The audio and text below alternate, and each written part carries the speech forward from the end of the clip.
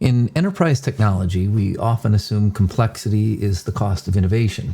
As our platforms grow, the tooling grows with them, sometimes faster than our teams can keep up. But every so often, something reminds us that simplicity is still possible. I recently set out to solve a familiar challenge. How do we make advanced Kubernetes workflows easier for everyday users? Instead of building another external dashboard or crafting a new portal, I wondered what would happen if the platform itself became simpler. What if automation lived directly inside OpenShift, where people already work? That led me back to a powerful idea that has been in OpenShift for years: operators. Operators were designed to automate complex tasks inside Kubernetes, but historically they were difficult to build, so many organizations never fully adopted them. Today, everything is different. OpenShift's Operator Lifecycle Manager gives operators a full enterprise lifecycle: packaging, upgrades, permissions, discovery, and even UI integration are all built directly into the platform. And because the OpenShift console is open source, foundation models, LLM models, actually understand it. They can learn the APIs, the React framework, the patterns, and generate operator code and UI plugins that feel completely native. With AI assisting, I built a complete OpenShift operator, including a custom console plugin that adds new functionality right into the UI in a single weekend. Not a separate tool, not another portal to manage, a real extension of the platform, delivered and upgraded through OperatorHub, just like any other OpenShift component. And this is where the shift happens. Instead of creating one-off solutions around Kubernetes, organizations can now enhance the platform from within. This approach reduces cognitive load, enforces consistency, lowers operational overhead, and encodes organizational expertise directly into the infrastructure. It is sustainable, it is scalable, and it delivers better experiences for every user. I believe we are entering a new era where platform engineering is no longer about stitching tools together, but about shaping the platform itself to fit the organization. OpenShift with operators, Operator Lifecycle Manager, and open source transparency makes that possible, and AI finally makes it accessible. You can streamline anything in your cluster so that your end users have the exact experience that you want them to have. For my operator, what I wanted to make exactly the way that I intended it to be is deploying model across multiple nodes in my cluster so that each one of the nodes that has a GPU can handle a part of a model that is too large to fit within just one of the nodes. So what I've done is, if we go into my software catalog, so this is a newer cluster, so rather than it being called OperatorHub, it's called software catalog. I can do a search for Hugging Face, and I've introduced a new custom resource definition that will be managed by a custom operator. And the components that this custom resource type manages are the components that OpenShift AI introduces. Now, there's a lot of different capabilities within OpenShift AI, and I'm leveraging those, so those really nice building blocks, to create an even better experience, an easier experience, in my view, for deploying a model that is inside my Hugging Face account.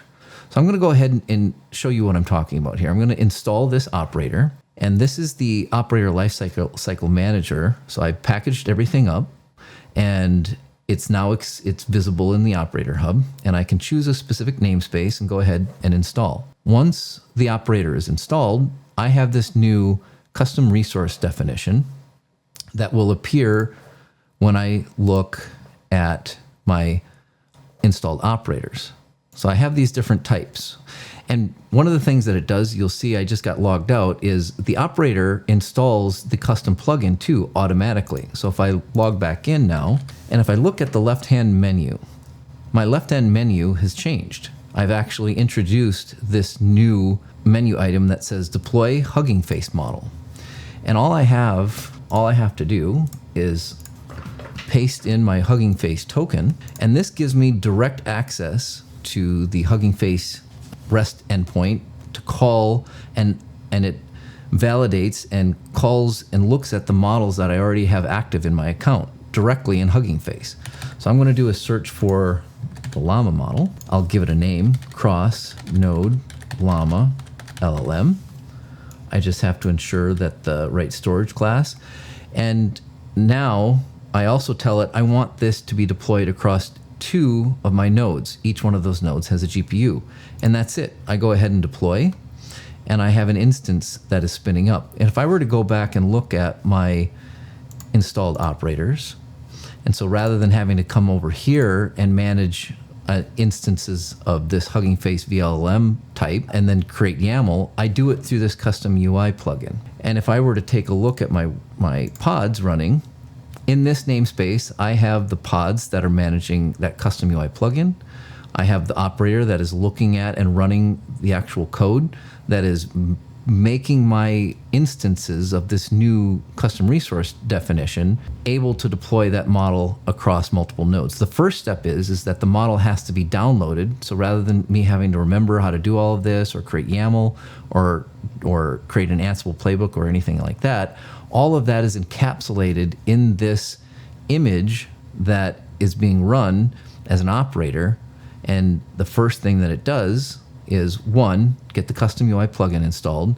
2, now that I've created an instance of this model that I want to be deployed across multiple nodes, it first downloads it. Once it's downloaded, then it will create the custom resource definition instances that are native to OpenShift AI and deploy the model across multiple nodes in my cluster, with me just simply filling out this simple form. And all I had to do was give it a token and give it a name and a storage class name. That's it. And I hit deploy rather than trying to remember what the paths of certain things are and other things that I didn't want to have to remember. All of this is encapsulated in that operator. And once this is downloaded, you'll see that the model is running on 2 different nodes with GPUs, and you'll be able to see that in our observability.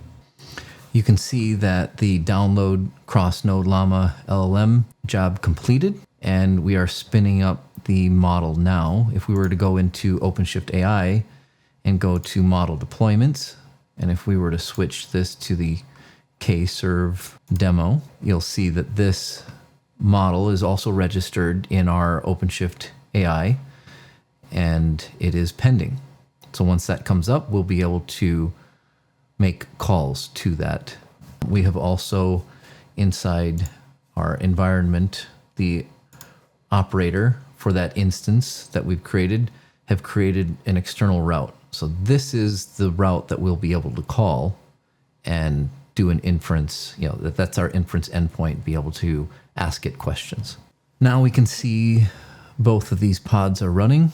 We can check that the model has started, and we will be able to now call the model with the endpoint that we see here. So we're going to do a curl against that. Let's go ahead and just ask it to give me one fun fact. And we say, did you know that there is a species of jellyfish that is immortal? And it goes on to tell a little bit more about that. And if we wanted to, we could look under our observability section, go to dashboards. I have installed on this cluster the ability to look at the different GPUs. So I'm going to do DGCA, DC. So the NVIDIA DCGM. And we'll be able to see that 2 of my GPUs have been being used. So they're being used with that inference call.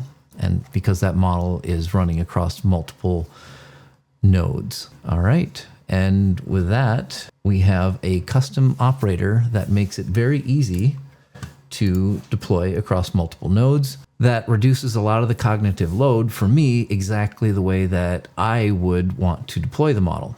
Now, you can do something similar. So you can streamline anything that you wish using the same approach. So as I mentioned, this is a new world we live in as developers, and I was able to create that custom plugin with its own custom UI through the Claude Code Max subscription that I have, and it generated the image for the operator, the image for the plugin, the code that goes into the operator. So if we look at this operator.py, there's different languages that you can use in order to do the logic underneath the covers. So I used Python. That's what's being executed in that operator that manages the new custom resource definition. And it will do everything that I want it to do, including if I wanted to, I could come in again, go into my deploy. I could delete this instance. So everything will get deleted. But then let's say I wanted to uninstall this operator entirely. I can uninstall. And I have checks in there so that it also cleans up the plugin that I have on the user interface. So that's what I really like about operators. It gives you that next level of automation that is native to your platform. So the platform engineering that you do, it really truly feels native, and you can give that next level experience to your end users. So hopefully this was inspiring. Let me know in the comments if you have any suggestions of how this could be better, or any ideas that you might be having yourselves. I would be very interested to hear how you might want to take advantage of this information and this process. All right, thank you.